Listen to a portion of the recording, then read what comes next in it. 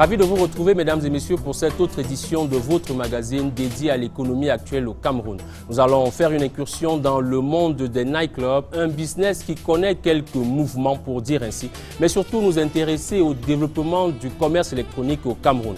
Première ligne de cette édition de Stratégie avec Anissé Simo qui signe le sommaire.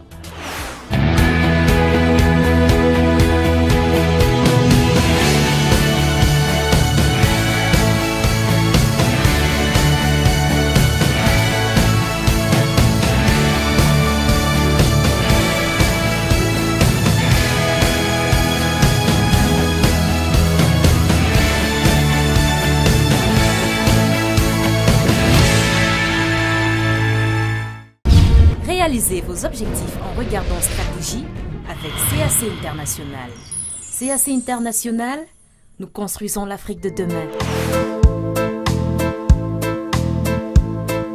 Au sommet du magazine de l'économie actuelle ce mois, les bonnes affaires du commerce en ligne. La démocratisation des smartphones et la forte progression du taux de pénétration d'Internet au Cameroun ont largement contribué à l'expansion de l'activité. Comment faire ses courses en un clic tout en évitant les couacs? Vous le saurez dans un document inédit. À la suite, ça vous dit de faire un tour dans le Dolai by Night? Nous vous offrons une balade au cœur des bonnes affaires des divertissements de nuit. Après la vague déferlante des nightclubs, la tendance est au snack bar dancing. Comment s'opère l'activité et quels sont les ingrédients pour se faire une bonne place sous le voile de la nuit? Vous saurez tout dans cette édition. Comme invité grand témoin, nous recevons ce mois Lionel Moby, directeur des opérations chez Jumia Cameroun. Il répondra à toutes nos questions sur le fonctionnement et les exigences opérationnelles du commerce en ligne au Cameroun. Bienvenue sur Stratégie, le magazine de l'économie actuelle.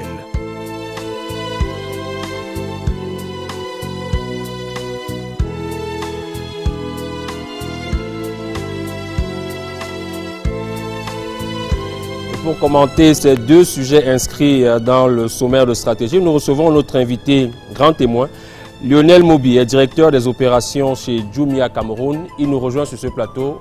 Bienvenue Lionel. Bonjour. I want to say welcome. Je l'ai déjà indiqué pour nos téléspectateurs, vous avez des responsabilités à Jumia Cameroun, c'est-à-dire que vous connaissez bien la thématique inscrite en sujet majeur dans cette édition de Stratégie, le e-commerce. Do you say e-commerce ou le e-commerce?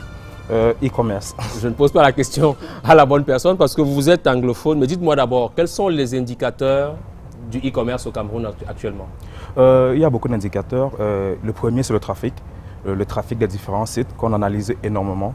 Et plus vous avez le trafic, plus bien sûr vous avez des tendances à convertir et plus votre e-commerce, comme on dit, le commerce sera florifiant. Donc le premier c'est le trafic. Et après il y a tout un tas, par exemple il y a la conférence des Nations Unies sur le commerce et le développement qui publie chaque année un indice sur le e-commerce en Afrique. Et là, cet indice prend en compte 4 critères. Et le premier c'est le nombre d'acheteurs. Le deuxième, c'est la sécurisation des serveurs. C'est très important d'avoir des serveurs sécurisés. Sinon, si on a 1 million de trafic, tout pète. Le troisième, c'est le mode de paiement, l'aisance de paiement. Et le quatrième, c'est la facilité de livraison. Donc, quand vous regardez ce classement-là, par exemple, pour le Cameroun sur 2018, nous entrons dans le top 10, ce qui est une très très belle progression comparée à d'autres pays. Donc, je pense, au vu de ces indicateurs-là, on peut déjà dire, pour le trafic au Jumia, on a multiplié notre trafic en 4 ans, fois 10, fois 12. Et bien sûr, nous faisons notre entrée dans ce top 5, dans ce top 10 du classement que j'ai indiqué. Alors voilà pour ce qui est du classement du Cameroun en matière de commerce en ligne et merci pour ces indicateurs qui permettent de bien analyser la position qui est la nôtre sur ce segment-là, sur ce secteur d'activité. S'il fallait décrire le commerce électronique pour le jeune Camerounais qui ambitionne d'entreprendre dans ce secteur ou pour le citoyen lambda qui voudrait acheter ou vendre en ligne, quelle définition vous donneriez? Ouais, c'est assez simple. Il y a souvent un amalgame. On crée souvent un amalgame entre tout ce qui est pure digital et e-commerce. E-commerce, c'est un domaine très spécifique, comme on le dit. C'est d'abord du commerce, mais par voie électronique. C'est-à-dire, c'est juste la capacité pour un acheteur de pouvoir commander un produit en ligne et de se faire livrer à son domicile ou bien à un point relais. Donc il y a un flux informationnel qui est généré par le client et qui va être géré par la plateforme qui administre par le site de e-commerce si vous voulez. Et après, c'est transformé en flux physique avec l'aide du vendeur, avec l'aide des fournisseurs pour acheminer ce colis maintenant au plus près du client selon le mode de livraison qu'il a choisi. Vous savez de quoi vous parlez, vous qui êtes un des responsables de Jumia Cameroun, entreprise qui aujourd'hui est l'une des plus grosses sur notre marketplace. Quels sont les leviers qui ont permis votre développement, cette expansion, au-delà, j'allais dire, ou en marge de ce marketing que l'on voit, parce que vous avez des affiches, vous avez surfé sur la légende du Black Friday en empruntant à une autre culture. Au-delà de tout cela, quels sont les leviers qui permettent votre développement au Cameroun? Oui, il faut le dire, c'est vraiment pas un hasard. Si aujourd'hui on se considère, en toute humilité, comme leader du secteur, c'est vraiment pas un hasard. C'est parce qu'on a su mettre tous les ingrédients qu'il faut mettre dans la marmite, entre guillemets, pour pouvoir faire en sorte que ce secteur soit florissant. Donc nous avons une vision qui est très claire. Nous avons les investissements aussi qui sont très clairs, c'est très important. Et le troisième, nous avons le mode exécutoire. Donc quand vous mettez ces trois trucs ensemble, vous voyez, ça fait de Jumia ce qu'elle est aujourd'hui. Et notre vision, c'est simple, c'est de faire gagner de l'argent et du temps aux Camerounais. C'est aussi simple que ça. Donc, pour l'acheteur lambda, c'est tout simplement d'avoir la meilleure gamme de produits au meilleur prix possible et que ce soit des produits de qualité et qu'il ait des facilités de pouvoir, de services après-vente, comme on appelle ça de manière générale, qui puissent être tout à fait en confiance parce qu'on remarque qu'en Afrique subsaharienne, les gens sont très sceptiques, ils sont très interno-sceptiques, ils se méfient un peu de tout. Est-ce que c'est pas de l'arnaque? Est-ce que c'est pas du scamming? Non, non. Il faut pouvoir les mettre en confiance. C'est pour ça qu'on s'est beaucoup appuyé sur ce qu'on appelle le cash on delivery, qui est le paiement à la livraison, c'est-à-dire c'est au moment où vous voyez votre colis, le moment où le livreur vous apporte votre colis chez vous, que vous payez. Donc c'est un très gros risque en termes d'opération que nous avons pris, mais nous l'avons fait parce que nous avons confiance que nous avons des bons produits et nous avons confiance au fait que nous avons les meilleurs prix et la meilleure gamme de produits sur le marché. Après, pour le vendeur, c'est aussi simple que ça, la même chose, pouvoir gagner du temps et de l'argent. Aujourd'hui, nous avons des vendeurs, nous avons à peu près plus de 1200 vendeurs inscrits sur notre plateforme au Cameroun. Et ces vendeurs-là, ils sont capables de toucher un public qui n'était pas capable avant. C'est-à-dire un vendeur qui était en Bopi, qui n'avait que des clients qui venaient là. Aujourd'hui, il peut toucher quelqu'un en Gaoundéré, il peut toucher quelqu'un à Bonanjo qui ne serait jamais là en Bopi, il peut toucher quelqu'un à Marois.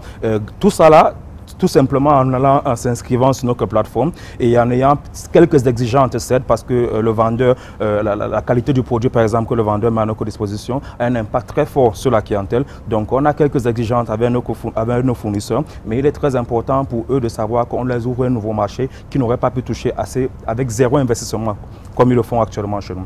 Et le troisième levier sur lequel nous croyons vraiment, c'est l'employé. L'employé occupe vraiment une place de roi chez nous. Voilà.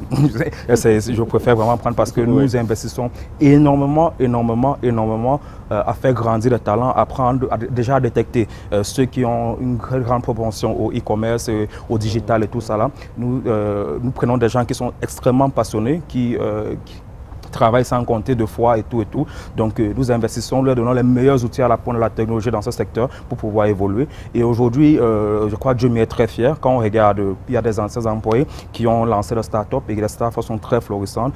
Je ne citerai pas, mais il y en a plein. Donc c'est vraiment une fierté pour nous. Ces trois leviers-là permettent, quand on met dans la marmite, de voir ce que Jumia Cameroun est aujourd'hui. Même si je tiens à préciser que comparé à la taille du marché, il y a encore beaucoup à faire.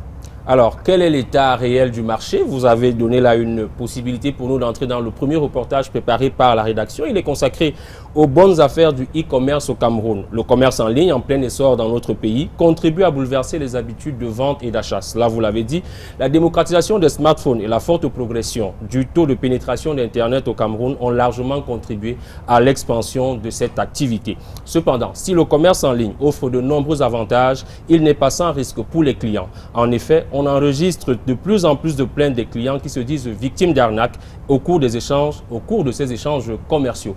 Le reportage dans les villes de Yaoundé et Douala sur le e-commerce en plein essor au Cameroun, c'est un reportage signé de Anissé Simo avec Arnold Dahl. Regardons.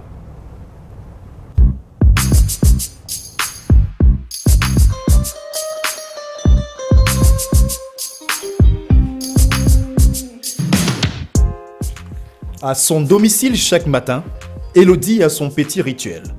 Son smartphone n'est jamais bien loin. Son téléphone intelligent est surtout pour elle le moyen de faire le tour des réseaux sociaux évidemment, à la lecture ou à l'écoute des dernières tendances du moment. Je vais sur les réseaux sociaux, je vais sur WhatsApp, Snapchat, Instagram.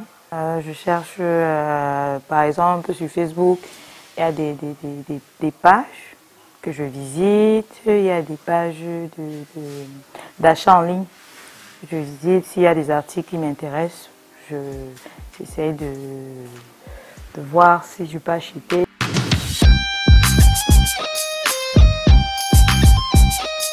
Elodie utilise donc aussi l'appareil pour un autre usage, les achats en ligne. Elle choisit et achète des biens et services depuis son téléphone. Une habitude acquise il y a peu et qui lui facilite la vie. C'est ma petite sœur. Elle faisait beaucoup d'achats en ligne, mais elle c'était plus... je crois qu'à l'époque, elle a commencé... Oui, elle a fait ça depuis 2-3 ans. Bon, ça m'a aussi intéressée et comme je travaille beaucoup, donc je n'ai pas beaucoup de temps d'aller dans les magasins, donc j'ai commencé à aller dans des pages qui sont dédiées et j'ai découvert certaines pages qui font de bonnes affaires. La jeune dame, particulièrement fan de belles chaussures, est heureuse de nous présenter sa nouvelle acquisition. De nouvelles paires achetées en ligne récemment. Par exemple, il y a ceci. Je l'ai acheté dans une page, bon pas une page, un groupe WhatsApp. C'est dirigé par une amie. Bon, celle-ci, je l'ai eu au prix de 4000 francs, si je me souviens bien. Et celle-ci, cette paire de talons, je l'ai eu à 10 000 francs. Elles sont neuves, comme c'est les fêtes. Je l'ai eu à 10 000 francs. Je venais d'aller les récupérer.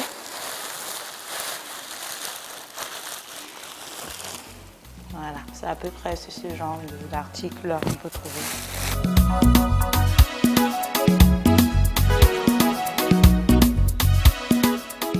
En quelques clics et sans quitter son salon, il est possible de remplir sa garde-robe et souvent à des prix plus avantageux qu'en magasin.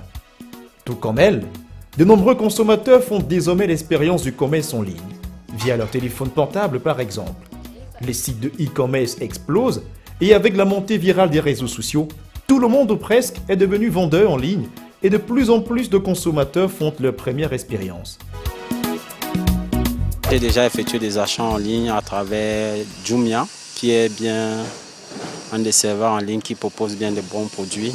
Et ce que j'ai trouvé de particulier, c'était la livraison qui était encore un peu lente et les coûts qui semblaient un tout petit peu, un peu plus chers avec les frais de livraison et quand on va à la boutique, quoi.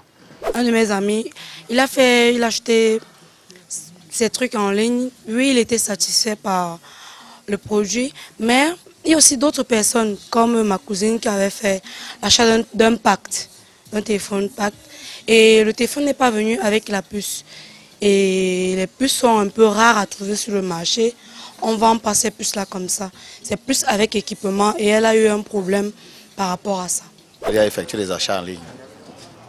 Mais je l'ai fait 2 fois. Et j'ai trouvé que ce n'était pas très réussi. Ouais, parce que la livraison, surtout au niveau de la livraison, vous payez d'abord avant, et maintenant au niveau de la livraison, on ne vous livre pas. Et je me suis renseigné chez certaines personnes même, quand on a trop fait, on vient vous livrer un produit qui n'aime même pas ce que vous avez demandé.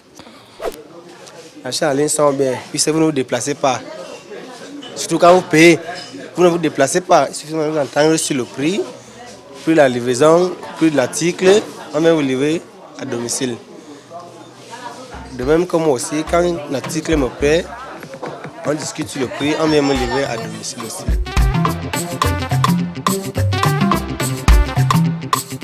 Le smartphone a su progressivement s'imposer comme le moyen d'accès privilégié à l'univers digital. Le secteur du mobile a contribué à ouvrir la voie à l'innovation et au développement du commerce électronique.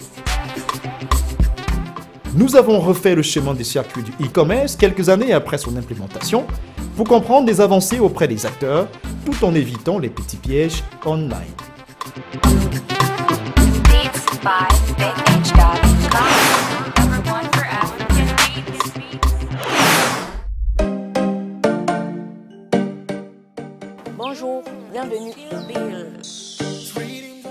Dans ce quartier de Yaoundé, Gaël, 28 ans, a installé son business dans son domicile. Son salon fait office de lieu de travail. Gaël est aujourd'hui une vendeuse en ligne, une chef d'entreprise d'un autre genre. Gabelle Cosmétique est le nom de sa marque. Elle se décline pour l'instant en une page sur Facebook. J'ai une page sur Facebook, donc c'est là où je publie les images. Et là, il fait un commentaire. C'est quand il fait le commentaire, je lui envoie un message privé. Et c'est comme ça qu'on organise la livraison. Généralement, ils disent intéressé. Ils vous disent intéressé. Et quand ils vous disent intéressé, vous lui faites un message privé. Déjà, je ne me limite pas à la ville de Yaoundé. Parce que je fais des expéditions sur la ville de Douala, sur la ville de Ngaoundéré, Maroua, Glimbé, Kribi, Boya. Déjà, à Yaoundé, généralement, les livraisons, on les fait en programme. J'ai un community manager qui anime la page et qui organise les rendez-vous. Donc, en principe, c'est beaucoup plus la nuit que nous travaillons. Donc, dans la nuit, nous enregistrons les commandes. Et maintenant, dans la journée, le livreur va vers les clients pour les livrer.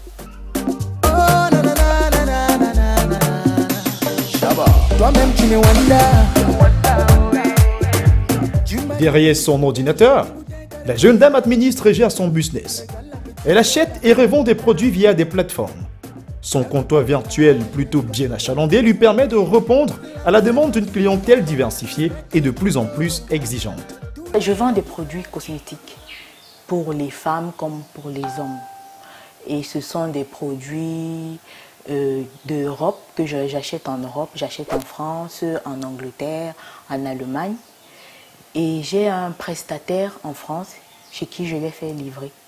Et il me les fait venir par voie aérienne ou par voie maritime. Donc par voie aérienne, ce sont des colis ce sont des colis urgents. Donc ce sont des commandes spéciales qui sont commandées par des clientes. Et je les fais venir au bout de 14 jours. Ici c'est laissé passer. Gabelle Cosmétique, c'est donc pour l'instant une page sur Facebook, mais pourtant derrière une véritable activité. C'est Gabelle, c'est pour la commande de vos produits. Donc là, c'est pour vous dire que le livreur est en chemin, donc il sera là d'un moment à un autre. C'est le que tu veux voir. 15 à 20 livraisons par jour, des produits allant jusqu'à 50 000 francs CFA l'unité pour un chiffre d'affaires mensuel de 500 000 francs CFA avec malgré tout son rayon de difficulté. C'est au niveau de l'expédition, quand il faut expédier un produit hors de la ville de Yaoundé. Là, les clients ne sont pas toujours réceptifs parce qu'ils ont peur de se faire arnaquer. Donc là, moi, je prends sur moi le risque de faire expédier le produit, quitte à ce que le client il règle sa facture après être entré en possession de ses produits. Pour ses clients de Yaoundé, Gaël s'est attaché les services d'un livreur permanent et rémunéré mensuellement. Ce jour-là, Paul doit effectuer une livraison de produits à quelques kilomètres du domicile, ou plutôt de leur bureau, un projet effectué en taxi pour le lieu de service d'une cliente fidèle de la structure.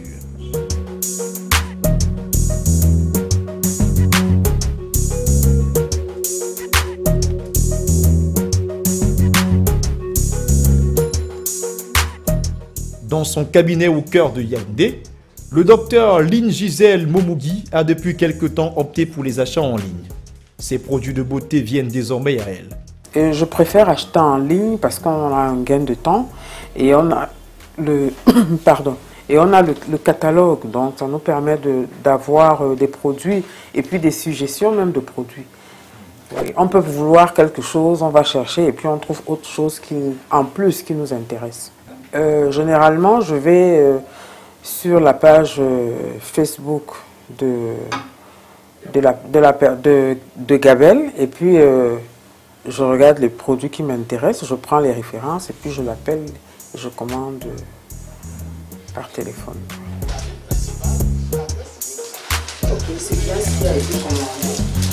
Des transactions facilitées depuis lors par la montée en puissance des réseaux sociaux et du secteur mobile.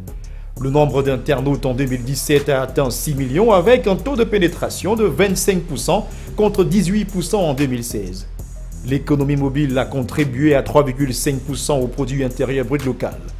Pour mieux mesurer l'impact sur les gros acteurs du commerce en ligne, nous sommes allés à Douala. Tout d'abord, une plongée dans le hangar de Jumia permet de mesurer le poids de son activité. Le géant de la vente en ligne offre à voir ici sa puissance de frappe. 600 vendeurs partenaires pour plus de 60 000 articles entreposés sur ce site et disponibles en ligne. Donc là, on a des rayons. Vous pouvez voir ici des gazinières, des refroidisseurs d'air, des réfrigérateurs. Là, il s'agit de ce qu'on appelle le stock bulk, c'est-à-dire les articles qui sont de grande taille, qui sont encombrants et qui sont un peu mis en vrac. Donc ils ne sont pas mis dans des cartons ou dans des boîtes comme ceux-là.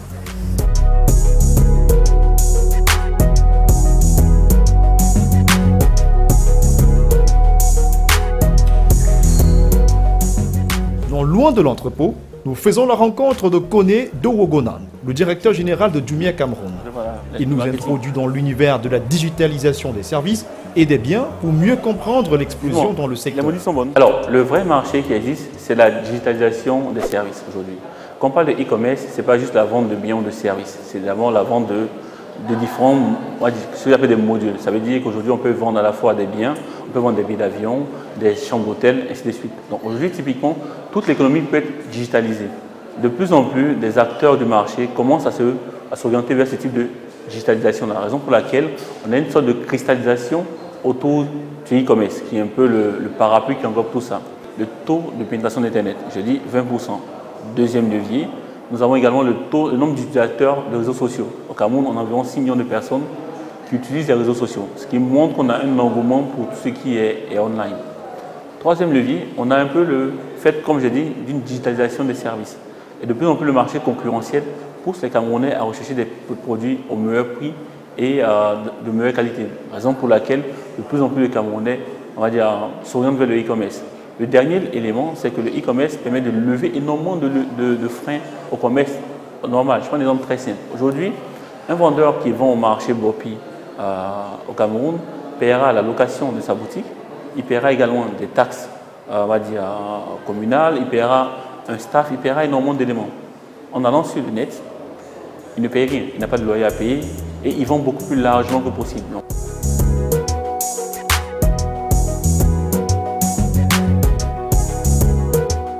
pour lui, la démocratisation des smartphones est l'un des piliers qui explique la montée en puissance de l'activité. Un Camerounais sur deux a un smartphone au Cameroun. Il faut regarder en tête des grandes valeurs. Il y a 1 an à 2 ans, le smartphone coûtait au Cameroun environ 60 000 francs CFA. Aujourd'hui, avec 20 000 francs CFA, vous avez un smartphone. Le prix d'achat étant réduit, on a moins de barrières à l'entrée. De plus en plus, les consommateurs utilisent des services de chat en ligne utilisant Internet. La facture numérique s'est un peu réduite. Le gouvernement a mis en place des mesures pour réduire le coût de la bande passante Internet, faisant en sorte qu'aujourd'hui, avoir accès à Internet est beaucoup plus facile. Donc, mettant de bout en bout ces différents éléments, on se rend compte aisément qu'un Camerounais peut facilement commander en ligne via son smartphone. Donc, le smartphone permet également d'avoir une interface vers le commerce en ligne.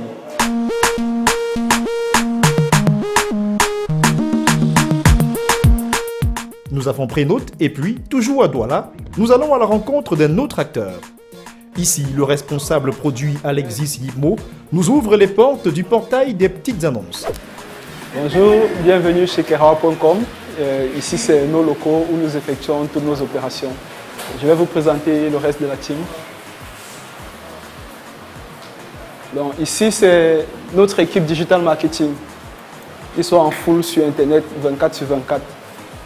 Ici, c'est notre équipe de développeurs. Willy Dam Tunote Senior, toujours dans le code.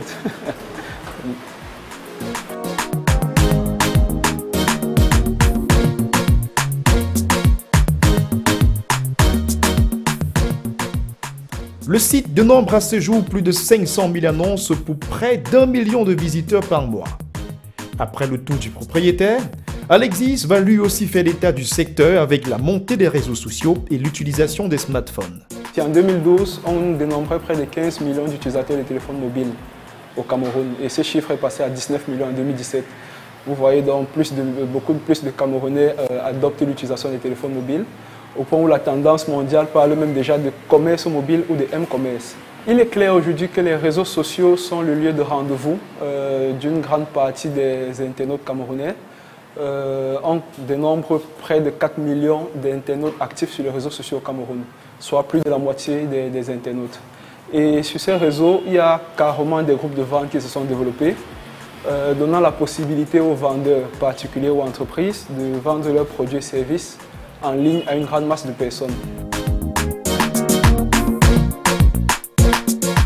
Une tendance au digital adoptée par des entreprises qui saisissent les opportunités du commerce en ligne pour accroître leur visibilité. Et il faudrait que le Firsty soit véritablement connu sur le plan visuel, parce qu'aujourd'hui, le système classique est un peu dépassé, qui consiste à appeler les uns les autres, de dire « venez, on consomme au Firsty » et ainsi de suite. Il fallait que qu'on puisse avoir une vue un peu plus large. Et comme nous avons compris que Kerawa était à mesure de nous accompagner dans nos ventes, c'est-à-dire en faisant connaître le Firsty à travers le monde, on s'est dit il faut qu'on aille avec eux. Et donc, notre partenariat avec Kerawa, c'est dans ce sens, faire connaître la maison sur le plan visuel, mieux connaître la maison et connaître la maison de façon durable.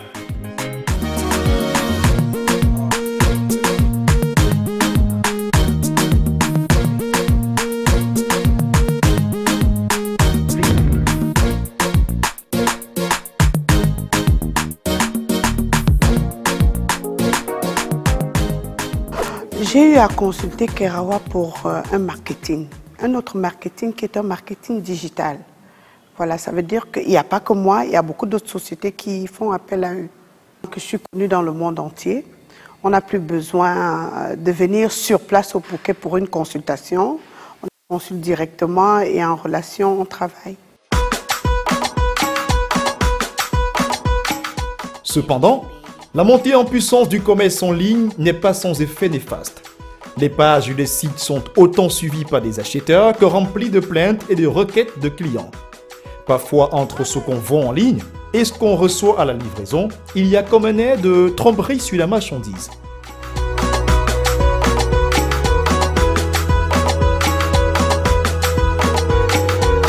Lisette Emmanuel en a fait la fâcheuse expérience. Elle a bien voulu nous raconter ses mésaventures vécues à l'occasion d'achats en ligne. J'ai vu un téléphone de marque LG, G3 en passant, de marque LG qui coûtait 70 000. Et c'est un prix très abordable pour ce type de téléphone parce qu'avec les caractéristiques qu'il faut, la mémoire à 16 ou 32 gigas, on est dans les 100 000 déjà, ou un peu plus. Et donc j'ai aimé cette promotion parce que c'était une solde. Et j'ai commandé le produit.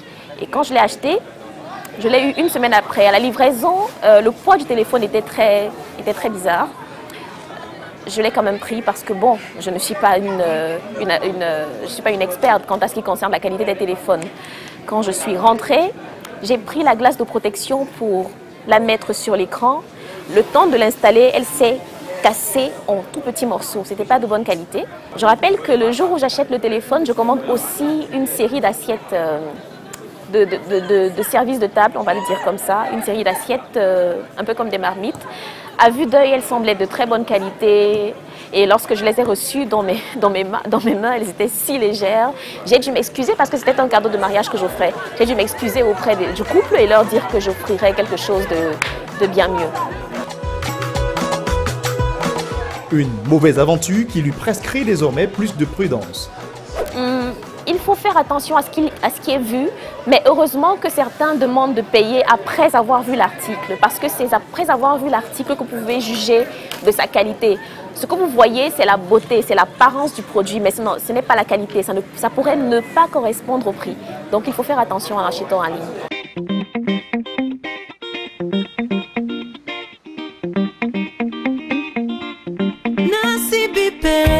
Nous ne nous sommes pas arrêtés là.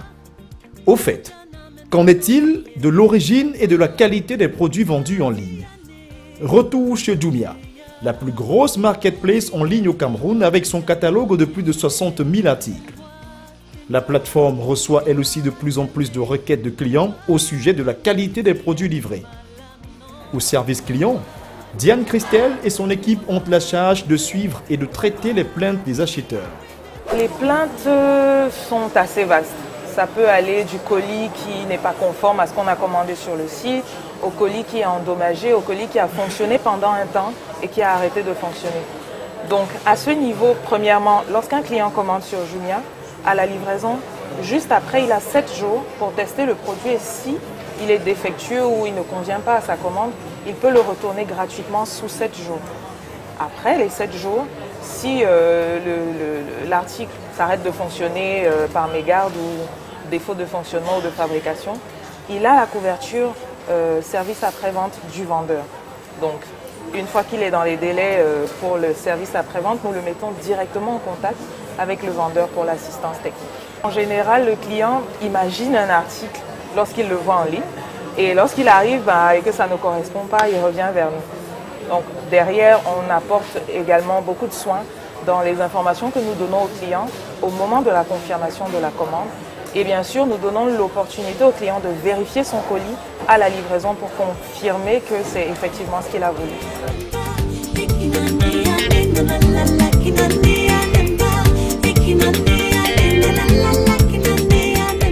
Sur la question de l'origine et de la qualité de ces milliers de produits vendus en ligne chez Jumia, nous avons rencontré Nadia, la directrice commerciale.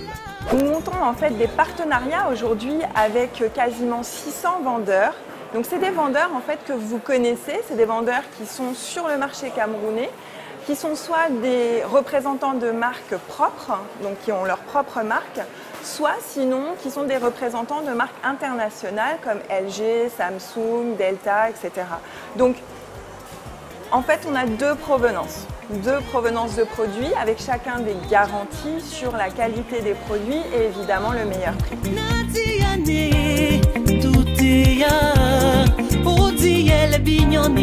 L'entreprise rassure avoir mis sur pied des mécanismes pour faire le tri et assurer la garantie des marchandises vendues sur son site.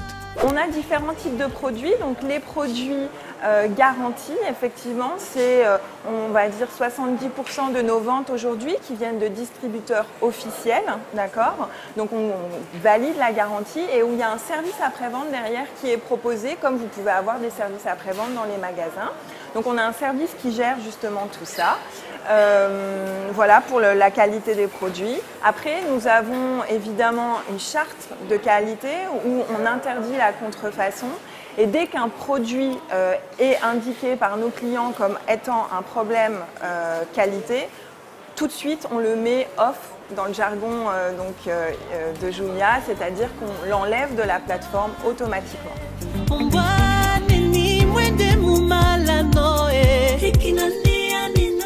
La directrice commerciale en profite pour nous donner des astuces à utiliser pour éviter de tomber sur un produit pas à son goût.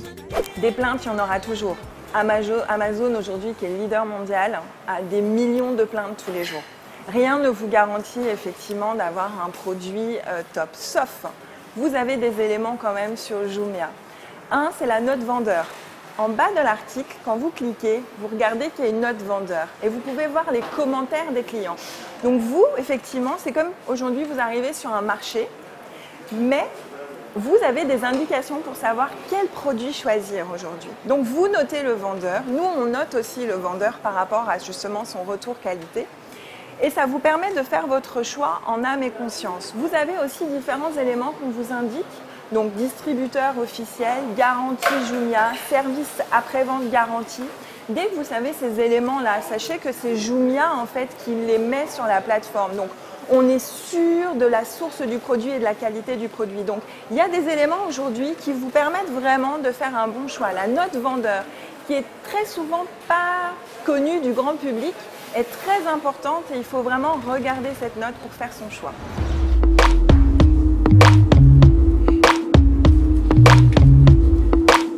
Des contraintes liées au foisonnement du marché avec des portes ouvertes aux irrégularités, comme dans les espaces marchands physiques.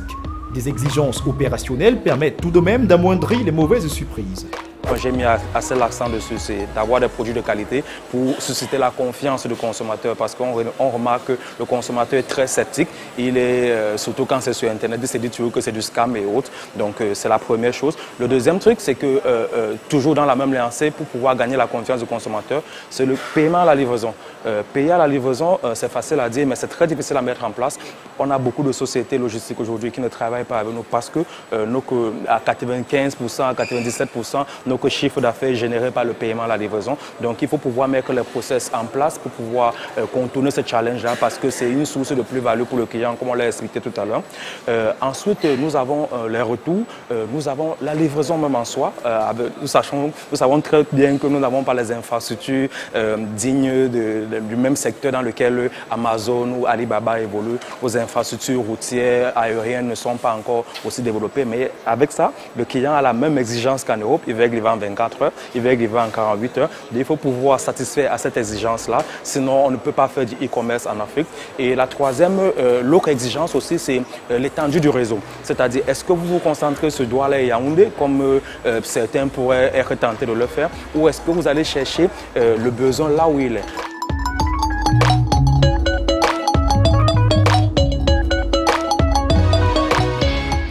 À la différence de Jumia qui reçoit les produits des partenaires et s'écharge de la vente elle-même, Kerawa fait juste de la mise en relation entre vendeur et acheteur et n'intervient pas au niveau de la transaction. Ici, on dit également mettre un point d'honneur sur certaines procédures d'usage pour éviter les filouteries. Pour chaque produit qui est mis sur notre site, il y a une vérification. On vérifie la conformité, la véracité du produit qui est mis, de l'annonce qui est créée, avant de la mettre. Lorsqu'on a un doute sur un produit, tout simplement, on ne le met pas sur le site. Et lorsqu'on a assez de retours sur un utilisateur ou sur un produit, on peut le retirer du site, soit le blacklister, soit le blâmer. On fait tout pour garder cette relation de confiance avec nos visiteurs. Écrit déjà dans nos conditions d'utilisation sur le site, Kerawa n'est pas garant des transactions. Comme je vous l'ai dit, Kerawa met en relation un vendeur et un acheteur tout en vérifiant que le vendeur est conforme. Il est d'une moralité impeccable. Mais Kerawa n'est pas garant, Kerawa n'intervient pas dans la transaction. Donc l'on ne saurait parler de dédommagement.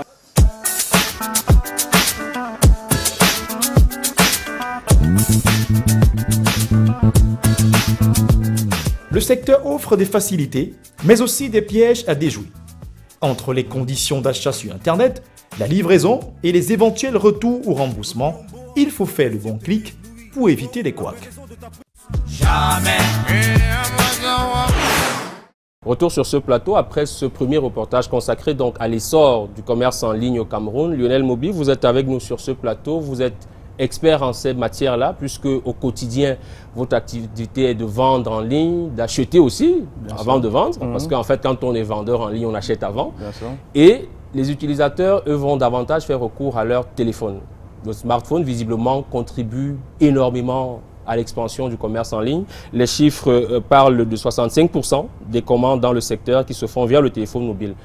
Quel est l'impact du téléphone mobile aujourd'hui, de son accessibilité pour les utilisateurs et clients? L'impact est réel et je pense que, c'est-à-dire c'est tellement scientifique qu'on ne peut pas le nier. Il y a un vrai impact aujourd'hui du mobile. Mais dites-moi, comment vous savez que j'ai passé ma commande par téléphone et non par un PC? En fait, en e-commerce, c'est ça l'avantage. On a énormément de data. On a énormément de data sur qui vient sur le site, quel produit voit, bref, le nombre de personnes qui viennent voient un produit, qui cliquent pour déclencher un acte d'achat et finalement s'en vont et ceux qui continuent, etc. On a énormément de data et on a aussi les modes de connexion. Donc, entre guillemets, on en a 3 sur Jumia, par exemple. Il y a le desktop, il y a le mobile et il y a l'application.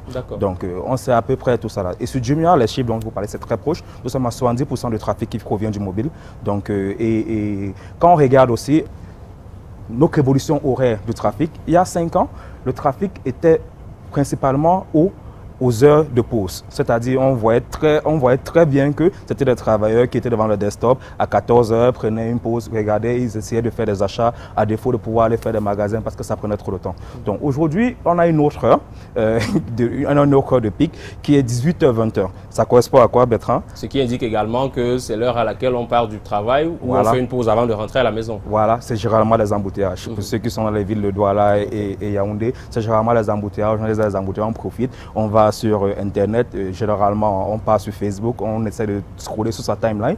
En passant, on va avoir une promo Jumia ou bien d'un autre e-commerçant et on va cliquer et là, on va générer du trafic sur notre site. Donc, je vais dire, ces indicateurs-là montrent très clairement que le smartphone contribue énormément à l'expansion du commerce en ligne. Est-ce qu'on pourrait donc parler, comme déjà sous d'autres cieux, du M-commerce, c'est-à-dire est-ce que c'est déjà réel, du commerce par mobile? C'est de ça qu'il s'agit? Oui, je pense, moi en tout cas, je ne suis pas, sans vouloir requalifier le commerce, mais je pense clairement qu'au vu de la part du trafic qui provient du mobile aujourd'hui, qui est de 70% sur notre site, comme j'ai dit, 65% de manière générale, comme vous l'avez dit, on peut clairement dire que ce mode de connexion est prédominant.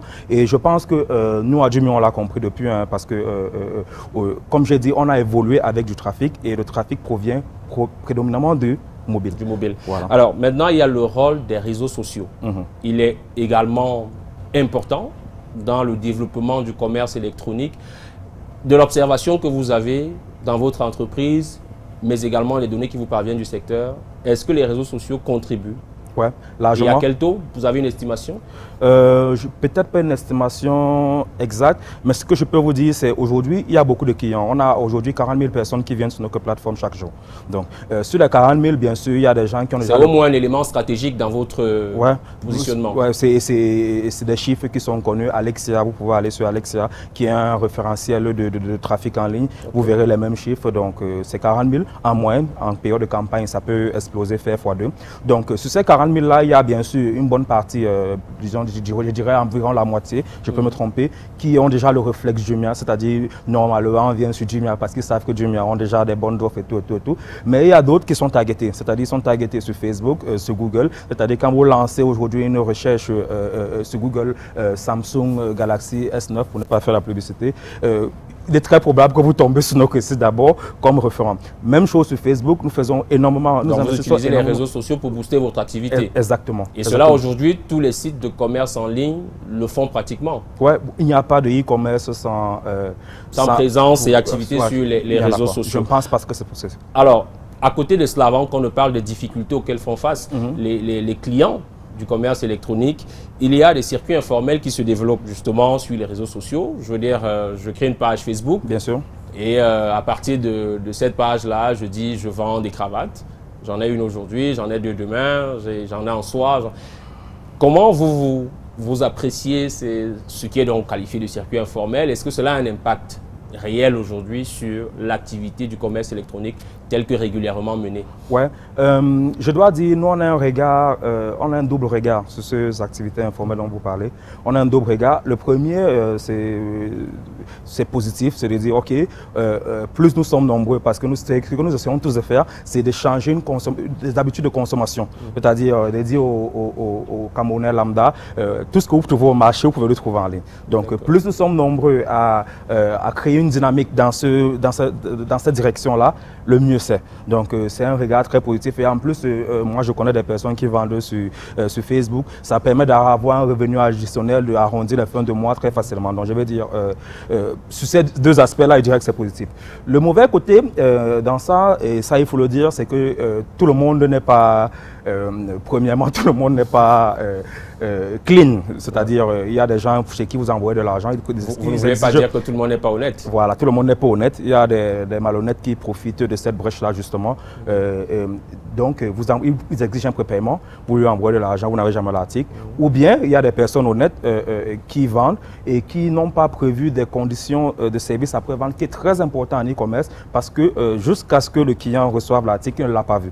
Il a vu une photo, il a vu le descriptif. Donc, si vous ne prévoyez pas ça parce que vous n'avez pas la la capacité opérationnelle. Tous ces clients-là qui seront mécontents et qui seront frustrés de par le fait que, premièrement, peut-être vous avez pris leur argent, vous les avez arnaqués, ou deuxièmement, vous n'avez pas prévu un système opérationnel qui permet de gérer ce qu'on appelle le service après-vente. Tous ces clients-là, ils font un amalgame tout et ils disent « Ok, je ne commande plus jamais en ligne ». Donc, sur cet aspect-là, ça nuit un peu à l'activité. Ça nuit un peu à l'activité. Donc, c'est à double tranchant, je dirais, entre le fait que quand ça se passe bien, ça crée une dynamique, mais quand ça se passe mal, je pense que si aujourd'hui vous commandez et que demain vous transférez votre argent à une personne lambda et que vous n'êtes pas livré, vous allez dire à votre famille de ne plus commander, à vos collègues de ne plus commander, et ça crée vraiment un effet très négatif. Et en plus, on est sur les réseaux sociaux, c'est-à-dire des commentaires sont rendus publics. Peut très rapidement en pâtir.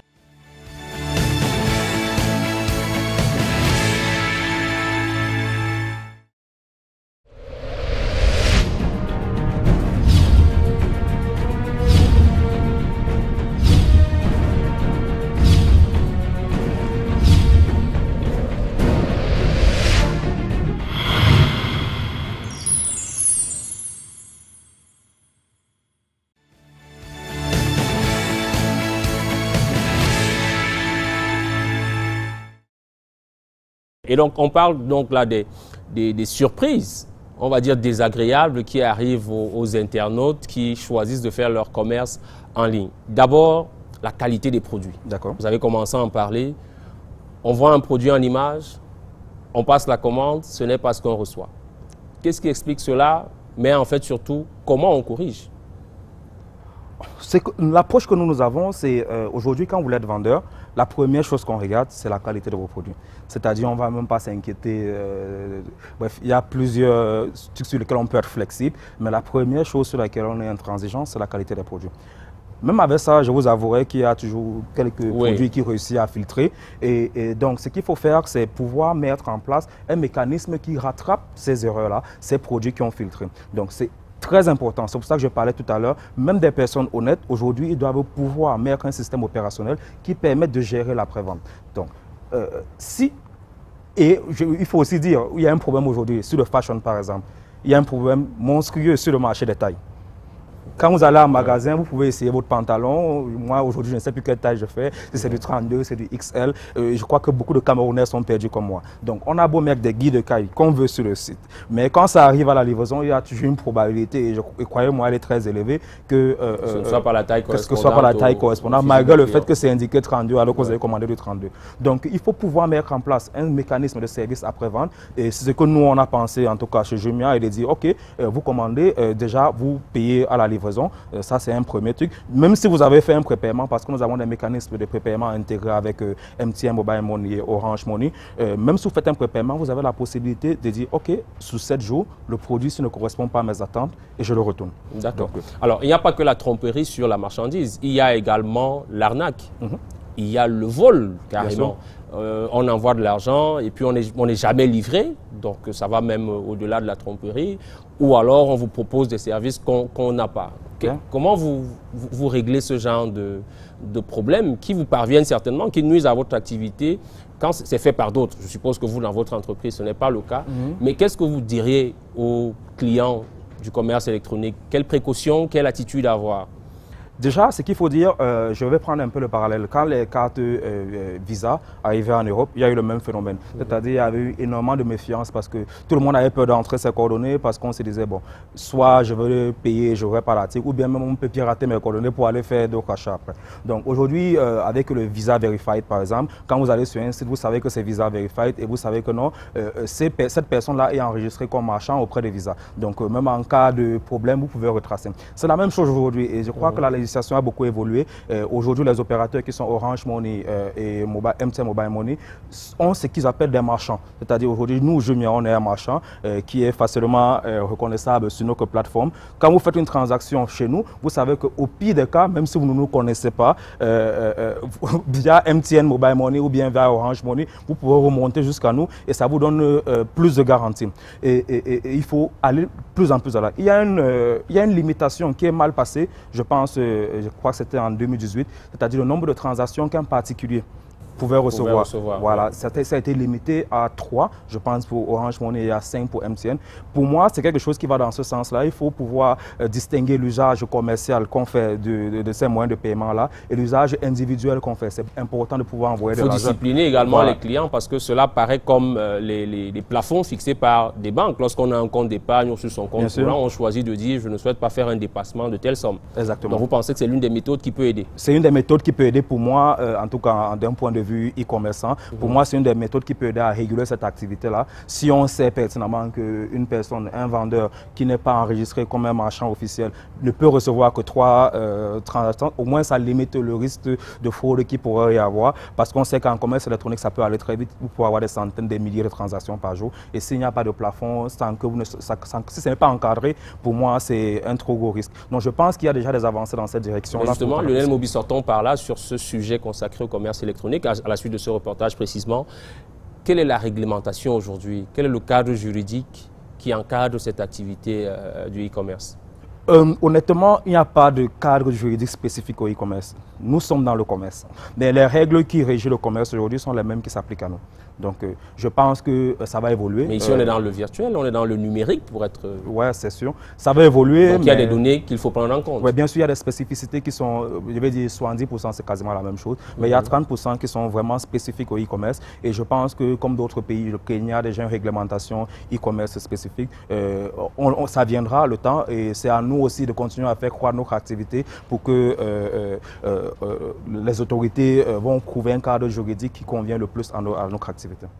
Merci Lionel Moby, vous êtes directeur à Jumia Cameroun. Avec vous, nous sommes en train de parcourir 2 sujets importants dans cette édition de Stratégie. Le premier est consacré effectivement au commerce électronique et le second, je vous propose à présent d'y faire une incursion, c'est celui du monde des folies de nuit. Un monde où faire la fête revient souvent pour certains à joindre l'utile à l'agréable. Tant on parle ici pour certains de business. Il s'agit du business, du divertissement nocturne qui à l'observation n'est pas si bien portant qu'on pourrait le penser vu les lumières que l'on rencontre la nuit. Car en effet, il y a une concurrence entre les snack bars et les boîtes de nuit. Ça, on ne le savait pas tous. Mais le reportage qu'on va suivre nous dit notamment qu'à Douala, il existe aujourd'hui seulement 3 boîtes classiques. Alors, snack bar, les nouveaux rois du bling-bling et du divertissement nocturne. Un reportage à Douala signé Achille Asako, Arnold Dahl et Brice Fotso.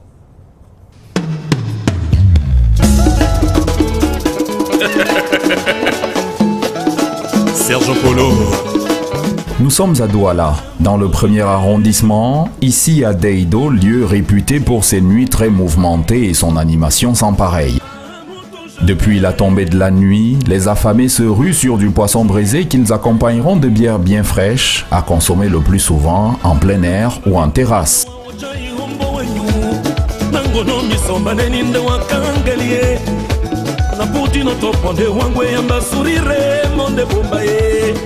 Emmanuel Domba, le millionnaire. Tout ceci n'est que le prologue d'une longue soirée et qu'on passera dans un lieu de détente plus adapté. Lionel, jeune électronicien, a trouvé le sien. Objectif, faire la fête. Et comme chaque début de week-end, il se rendra ici dans la zone universitaire où ils sont nombreux. Ces lieux de vie aux noms qui font rêver, Dorcy Prestige, Dreams, Vietnam. Rien que sur ce boulevard du quartier cité Sikamabassa, une bonne vingtaine de snack bars sont établis. Bienvenue dans l'univers de la fête, une fête où tout le monde trouve son compte selon sa bourse, où les patrons des snack bars, leurs DJs et leurs dizaines d'employés se mènent une guerre sans merci pour vous conquérir, au détriment des nightclubs qui disparaissent les uns après les autres. Mais qu'est-ce qui peut bien expliquer cette omniprésence des snack bars dans nos grandes villes? Ce business est-il rentable? Quelles sont les difficultés auxquelles sont confrontés les opérateurs du domaine? Quels sont les arguments qu'ils mettent en place pour conquérir et garder leur clientèle? Stratégie vous dit tout à propos de ce nouveau mode de divertissement nocturne qui draine des foules, de l'alcool et du cash, beaucoup de cash. On the mix, arrangemento.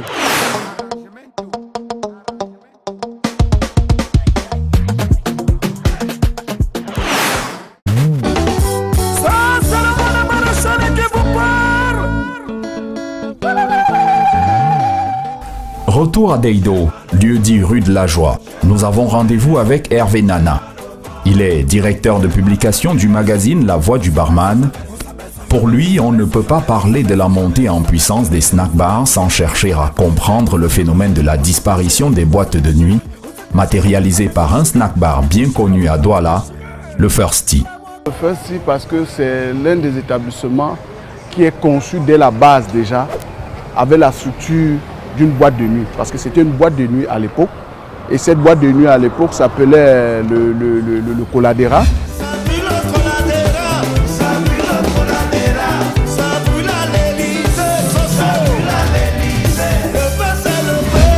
Donc après le premier gérant qui était M. René Api, je suis devenu plutôt gérant par la suite. Et aujourd'hui, le Firsty est un snack bar. Donc ça vient pour témoigner les faits qu'on a toujours eu annoncés, la mort des boîtes de nuit en remplacement par les snack bars. Dans la ville de Douala, on peut dire que présentement on compte 3 boîtes de nuit. Et si on peut encore les appeler des boîtes de nuit parce que un établissement qui est censé ouvrir 7 jours, 6 jours sur 7 et qui se retrouve en train de fonctionner 2 jours sur 7, vous comprenez que cet établissement ne peut même pas tenir ses charges. C'est pourquoi on va dire qu'il n'existe plus de boîtes de nuit dans la ville de Douala. Parce que ce qui existe fonctionne uniquement le vendredi et le samedi. Et vous comprenez qu'avec ça, on ne peut plus parler de boîte de nuit.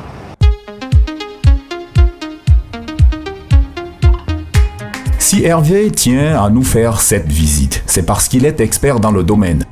Hervé Nana est actuel président régional du syndicat national des exploitants des débits de boissons, après avoir été, il y a une vingtaine d'années, agent de sécurité de boîtes de nuit, directeur gérant et même propriétaire de nightclub et de snack bar. Il les a toutes bien connues, ces nombreuses boîtes de nuit ayant eu leur heure de gloire et qui ont fini par mettre la clé sous le paillasson.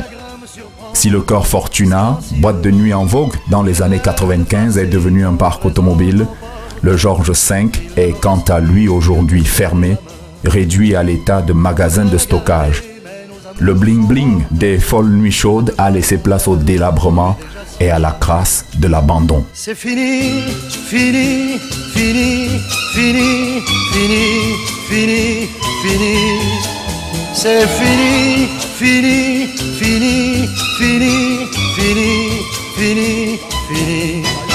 Se peut-il qu'un bonheur qui tenait tant... À moins d'1 kilomètre de là, un peu plus au sud, dans le même quartier, trône cet immeuble, qui avait été construit pour abriter une des plus grandes boîtes de nuit d'Afrique centrale, il y a juste un peu plus de 5 ans, le Air Force One, un bâtiment qui en imposait avec un nom qui devait en imposer. Ça c'était le Air Force One, de par le nom Air Force qui est le bolide d'avion présidentiel des États-Unis. Comprenez bien qu'à l'intérieur c'était tout un espace bien aménagé avec tous les luxes, avec tout le luxe qui va avec une boîte de nuit. Donc après sur 4 niveaux. Oui, sur 4 niveaux, parce qu'en haut c'était les appartements meublés pour la clientèle qui venait de l'extérieur. Donc c'était prévu que les clients qui viennent de l'extérieur, qui viennent s'amuser dans la ville de Douala, en espèce de jet-setters, venaient et ils logeaient en haut et le soir ils venaient s'amuser dans cette grande boîte de nuit. Donc juste après le décès du Georges V, c'est cette boîte qui a pris le relais. Et aujourd'hui vous constatez avec moi que c'est devenu une quincaillerie, un shopping, des boutiques aménagées et tout ce qui va avec. Donc voilà par exemple, comme vous l'avez dit tout à l'heure, un autre exemple.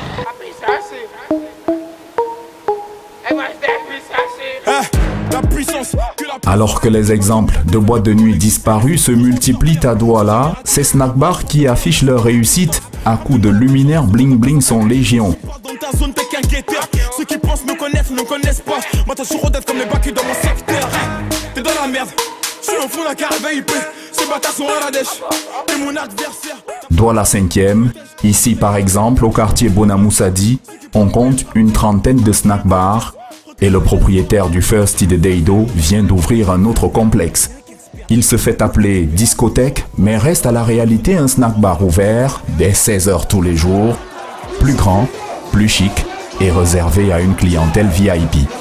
Une clientèle qui commençait à se sentir à l'étroit au Firsty de Deido, une clientèle parfois couche-tôt qui n'en demandait pas tant. Nous sommes très fiers du fait que Firsty ait créé un espace à Bonamoussadi. Parce que vous savez, La ville aujourd'hui, c'est à Bonamoussadi. Et c'est formidable ce que Festi a fait. Nous sommes contents. C'est bien. Quand je vois ce monde, franchement, on dit merci à Festi. C'est impressionnant. Vous comprenez? Donc, on n'a plus besoin d'aller à Akwa, de se déplacer. On n'en a plus besoin. La puissance. Gros, c'est la puissance. C'est la puissance. La puissance. Si le Firsty Snack Bar de Bonamoussadi, qui se fait appeler discothèque, étant réputé, c'est grâce à ces petits plus qui fidélise sa clientèle. Il est 22 h, les clients noctambules commencent à affluer. Ce groupe de jeunes femmes qui débarque à peine se prend des selfies et est prêt à faire la fête. Pour nos fêtardes de ce soir et plusieurs autres, il faudra d'abord passer par le contrôle de sécurité minutieux avant d'avoir accès à ces 2 étages de 500 mètres carrés où tout est pensé pour faire la fête en sécurité, du plancher lumineux et transparent jusque dans les salons VIP ou même les toilettes ultra modernes. Et pour les servir, une 60aine d'employés s'activant dans ce cadre multifonctionnel, avec un restaurant spécialisé dans les grillades, un lounge-bar intimiste et un snack-bar VIP. Cet établissement a misé sur le détail. Malgré l'absence de pistes de danse, l'ambiance gagne en intensité grâce à un équipement de sonorisation professionnel de pointe, couplé à un système d'éclairage dernier cri avec cette véritable attraction. Cette cabine DJ qui fait l'ascenseur entre le rez-de-chaussée et le premier étage du snack. Tout est fait pour mettre le client à l'aise, comme le confirme Valoir, qui ne boude pas son plaisir. C'est l'une des boîtes où il y a de la mouvance, il y a de la gaieté, il y a de la joie. Et puis les DJ sont ici, les DJ qui animent ici sont de l'heure, donc ça veut dire mettre les animations de l'heure actuelle. C'est seulement ça qui me fait venir au Festi tous les jours. Mais je viens environ 2 à 3 fois par semaine. Et en termes de dépenses, je peux mettre 10 à 20 000 francs par semaine au Festi. C'est la fois qui cantonne actuellement au Festi de Bonamoussadi. C'est à Conto, Conto, Conto, Conto. La clientèle en quête de sensations dépense parfois des sommes folles, jusqu'à plusieurs centaines de milliers de francs en un soir. Des clients entraînés par la musique et le show lumineux. Et pour véritablement faire la fête, le speaker DJ Fly harangue les foules dans un style bien connu dénommé Atalaku et qui permet de se faire quelques billets grâce à ses clients qu'on incite à la dépense à coups de compliments.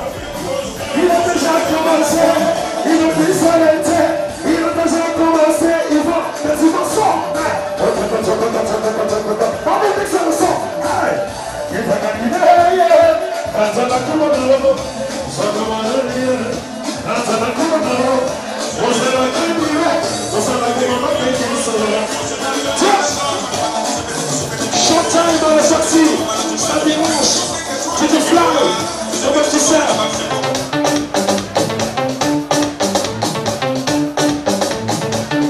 Attention, DJ Sony s'installe. Et ce soir-là, justement, c'est DJ Sony qui officie sur les platines. DJ Sony, c'est un ex-DJ de nightclub, parmi lesquels le Air Force One. Salarié du Firsty depuis 2 années, il est un des plus réputés à Douala, sinon le plus réputé, au point de devenir à lui tout seul une marque qui attire les adeptes des nuits chaudes. Le public ne manque pas de communier avec lui. Nous sommes à la veille des fêtes. DJ Sony en profite pour dérouler le programme de ces événements spéciaux, organisés, concerts en playback de vedettes de la chanson ou juste soirées à thème par des organisateurs partenaires du Firsty. Objectif, offrir de la nouveauté à la clientèle. Si tu aimes le Firsty, applaudis. Si tu aimes le Firsty, applaudis. Merci beaucoup, la nuit des voyageurs également, ça s'annonce. L'ambiance ne fait que commencer. Bonté Nayo à tous les Congolais comme Régis Pamelo qui est là ce soir. Alors que la nuit tire à sa fin, de nouveaux clients remplacent ceux du début de la soirée. La bière et les liqueurs continueront à couler à flot et la caisse de ce snack bar se remplira de billets de banque jusqu'à 2 millions de francs les bonsoirs. Une affaire juteuse en somme qui pourrait rapporter près de 100 millions de francs de bénéfices à son promoteur chaque année. Et d'après nos informations, les débits de boissons ont rapporté 16 milliards de francs à l'État du Cameroun en 2018. Les snack bars à eux seuls rapporteraient près de 7 milliards de francs en taxes et impôts, avec un chiffre d'affaires global de plus de 30 milliards de francs.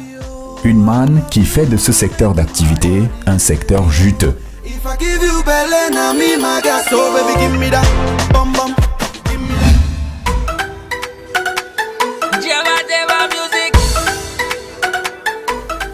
Et pour se faire encore plus d'argent, place à la démesure. Bienvenue ici au Las Vegas VIP, situé lui aussi dans le 5e arrondissement de Douala. Le promoteur, jeune milliardaire camerounais, a fait confiance à un seigneur de la nuit, Gaël Panam.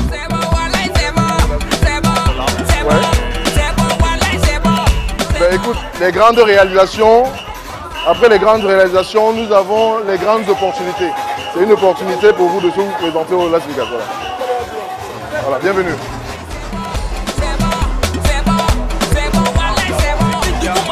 Gaël Panam, homme de médias reconverti dans la direction des établissements de divertissement nocturne, plante tout de suite le décor.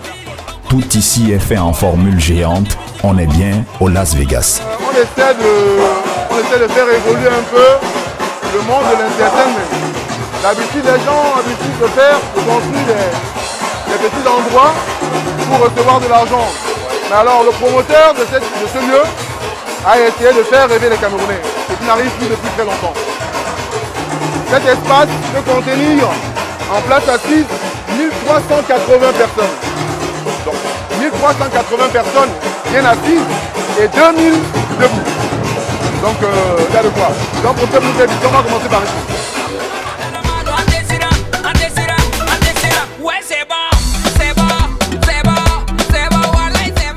Tout est donc dans la démesure. Plus grand, plus chic, plus bling bling aussi. 2000 clients dans un espace de plus de 1000 mètres carrés dédié à la fête. Cela ne s'était encore jamais vu au Cameroun. Même les professionnels de la nuit comme Sylvia sont impressionnés par l'audace du Las Vegas. Je suis impressionné par ce site Las Vegas. J'ai été invité par une amie qui a insisté, allons-y. J'ai trop focalisé entre Bonaptizo.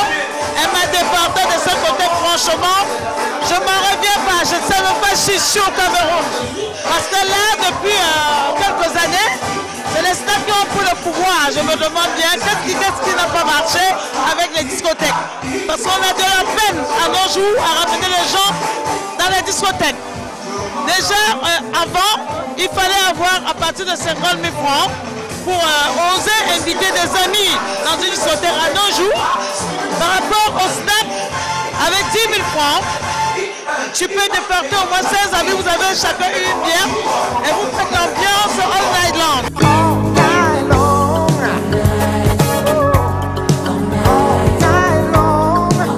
La nuit est encore longue et Gaël n'a pas fini de serrer des mains.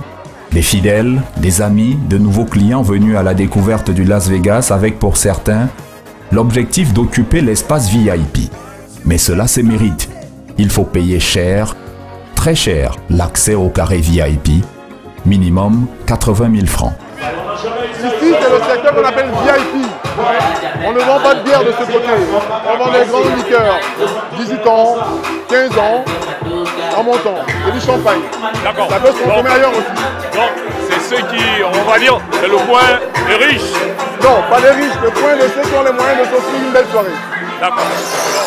La moyenne de consommation dans un cadre comme celui-ci, c'est combien? Ici, ça commence à partir de 80 000. La bouteille.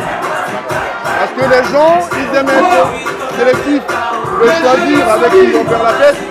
Ceux qui n'aiment pas se mélanger et se bousculer, ils choisissent de ce côté-là. 80 000 en montant. On a des bouteilles de whisky, du champagne qui coûtent 1 million. Donc, il y a de quoi faire. 1 million? Bien sûr.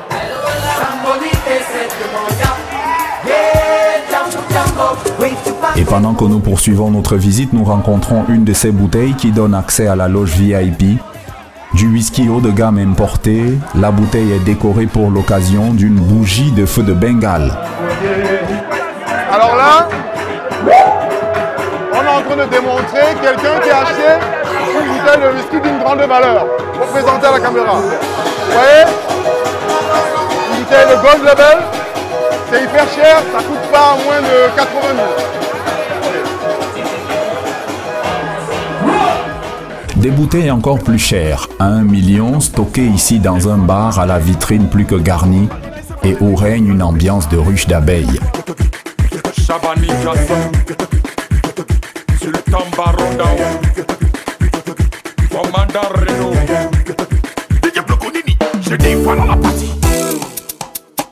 L'objectif est de servir au plus vite les clients comme Fadi. Le vieux, c'est comment mon père? Bien ou pas?